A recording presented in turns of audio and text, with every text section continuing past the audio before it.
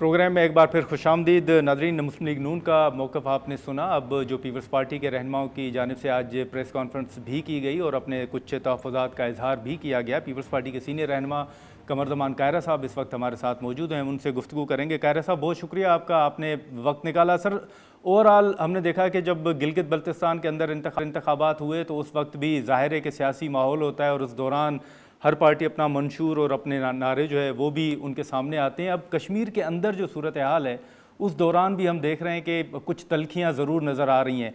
Overall आज एक तो फायरिंग का वाक़या हुआ और ओवरऑल अगर हम इंतखाबात के हवाले से बात करें तो पीपल्स पार्टी के सर तहफ़्फ़ुज़ात क्या रहे हैं? एक तो टर्न आउट के हवाले से भी बड़ी बात हो रही है कि बड़ा कम रहा है वहाँ पर। ये अमकान था इलेक्शन के टर्नओवर का, माजी तरह हाईएस्ट टर्नओवर की तरफ जाने का अमकान कम नजर आता था। जिन हालात में कश्मीर है या इलेक्शन हो रहे हैं उनका तकाजा ऐसा ही था।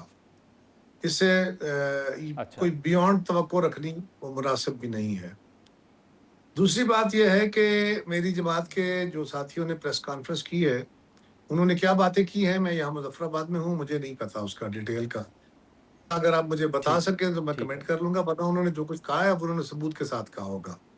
तीसरी गुजारिश ये है हम्म, हम्म, कि मुस्लिम लीग इस वक्त एक बुखलाहट का शिकार है, क्योंकि जब इलेक्शन शुरू हुआ, बल्कि जब पिछली हुकूमत का खात्मा किया गया और उस वक्त कमेटी ने पूरा कश्मीर चौक किया हुआ था और उसका खात्मा करके हमने नई हुकूमत का उस वक्त ये मुतालबा था कि जी नए इंतखाब कराए जाएं या हुकूमत साजी की जाए। सूरत हाल ये थी कि उस वक्त कोई हम्म, सरकारी मुलाजिम भी रोड पे नहीं चल सकता था। मुश्किल हालात पैदा हुए हुए थे, नौजवान ज्यादा मुश्तैल थे और उन हालात में अगर इलेक्शन की तरफ जाते तो इलेक्शन वैसे ही सियासी जमातें रेलेवेंट हो जाती।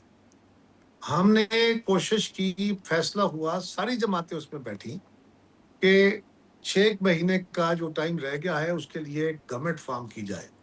मुस्लिम लीग ने उस वक्त कहा जी कि जी, हम गवर्नमेंट का हिस्सा नहीं बनेंगे, इसलिए कि आखिरी पे जो असेंबली खत्म होने वाली होती है तो हुकूमत बेसिकली उसके ऊपर इल्जामात या इतराजात ज्यादा आते हैं।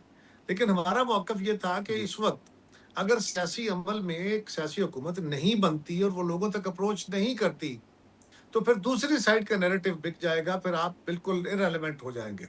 तो पीपल्स पार्टी ने सोच समझ के जी, ये जिम्मेदारी ली थी और उसका नुकसान का इस्तेमाल हमने कैलकुलेट किया था।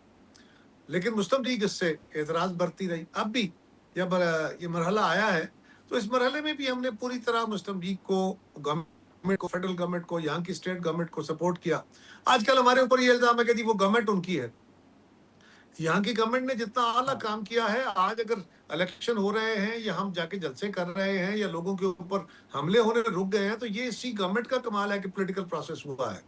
ये बिलावल भुट्टो जरदारी साहब का कमाल है कि उन्होंने कश्मीर में आके अपनी पार्टी को भी ड्राइव किया, खुद भी निकले और उन्होंने जाके जलसे किए, मीटिंग्स की, जिसके नतीजे में लोगों के अंदर एक पॉलिटिकल एक्टिविटी हुई, वरना उससे पहले तो एक्टिविटी का तस्वर ही नहीं था। और उसको देखा देखी फिर बाकी हम्म, जमातें भी आ गई। अब सारे ही कश्मीर के दावेदार हैं, ओके बिस्मिल्लाह करें। चौथी गुजारिश ये है कि कश्मीर के इलेक्शन में अगर मुस्लिम लीग को ये यकीन था कि वो लोग उनकी परफॉर्मेंस से बड़े मुतमईन हैं, तो उनको इलेक्शन के कानून की और ज़ाब्ता अखलाक की धज्जियां बखेरने की जरूरत नहीं थी। उनको इलेक्शन से 4 दिन पहले, 5 दिन पहले आके ये जो बसेस दे के, जो कि बिल्कुल एक स्टोरी टेलिंग हुई, ड्रामा हुआ है।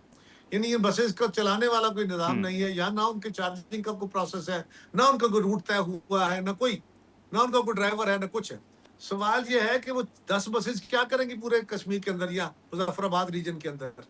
आपने 10 बसेस दे के, हम्म, इसी तरह वो जो क्लिनिक ऑन व्हील्स है वो सुजुकी गाड़ियों में बनाए हुए, वो आपने देखे, तो आपने इस वक्त और लैपटॉप देके तो इलेक्शन के कानून की भी खिलाफ वर्जी की। और क्या किया, इसके जरिए आपने वोट लेना चाहे ना, कोई बंदा पैसे दे के वोट लेता है, हाँ, कोई गली दे के वोट लेता है, कोई बस दे के वोट लेता है, कोई क्लिनिक ऑन व्हील्स हम्म। दे के वोट लेता है, तो ये सौदेबाजी है। सौदेबाजी करके आप कश्मीरियों का जमीन खरीदना चाहते हैं, ये मुनासिब नहीं है।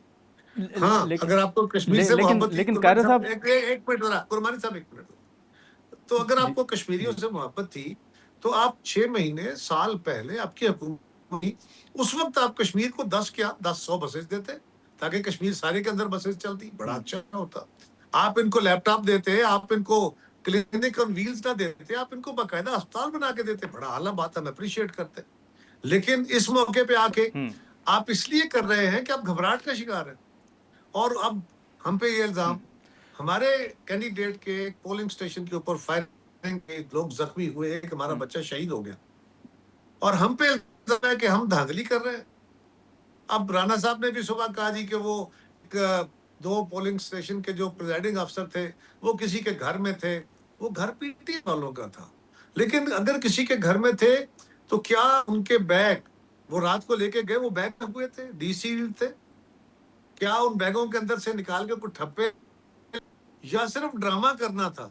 ये गुरमानी साहब, आप भी देही इलाकों के हैं, देहात के अंदर और खासतौर पे यहाँ पहाड़ी बल्तिस्तान में, यहाँ पे जो पोलिंग का अमला आता है देहात के अंदर, उनके पास वहां रहने की जगह नहीं होती, उनके पास खाने पीने का कोई सामान नहीं, और देहात में तो होटल नहीं होते जी। तो उनको किसी ना किसी घर में जाके वो खाना भी, लोग मेहमान नवाजी के हवाले से ही खाना दे देते हैं, हम भी करते हैं, कुछ लोग अपना कर लेते हैं, कुछ ठीक है, न्यूट्रल जगहों पे चले जाते हैं। लेकिन जहां भी वो रहते हैं, सुबह उठ के वो सारा कागजात लोगों को दिखा के सारा शफाफ तरीके से अमल शुरू करते हैं। वहां पे भी जो बैग लेकिन लिए कायरा गए, साहब, वो बैग जाके बिल्कुल आर कायरा के साहब, दफ्तर में माजरत पड़े थे, माजरत आपके कायरा पास साहब, मैं उसकी फुटेज है, आपकी बात काट वो रहा हूँ। सील्ड पड़े हुए हैं।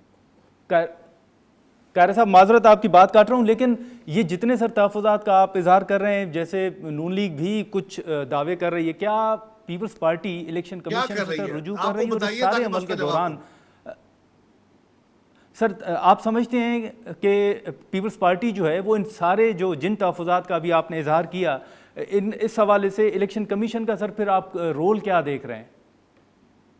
इलेक्शन कमीशन की कमजोरी है, हमने तो जाके बाकायदा जितनी बातें मैं आपको कह रहा हूँ हमने लिख के दी है उनको, हमने कंप्लेंट किया जाके, हमारे सेक्रेटरी जनरल गए हैं जाके कंप्लेंट करके, दोनों सेक्रेटरी जनरल गए। सो सवाल ये है कि हम तो अपनी जिम्मेदारी पूरी कर रहे हैं, एक्शन में भी हैं।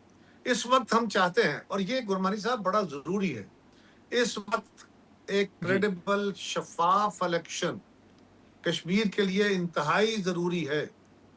अगर यहाँ पे लोगों के चुने हुए सही नुमाइंदे आते हैं, इलेक्शन पे लोगों का एतबार बैठता है, टर्नओवर जैसा भी हो, लोगों को ये हो कि जिनको हमने वोट दिए वही आए हैं, और वो आके हुकूमत बना के वो कश्मीर के लोगों को इस जो इस वक्त हिजान है इसे निकाल सकते हैं।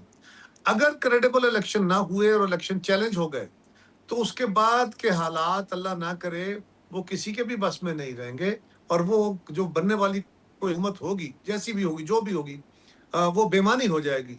जरूरी यह है कि इलेक्शन फेयर हो, जिस बात को अक्सरियत मिलती है उसको हुकूमत बनाने का हक दे दिया। और कायरा साहब, फिर उन नताइज का असर आप मरकज में भी सर देख रहे हैं?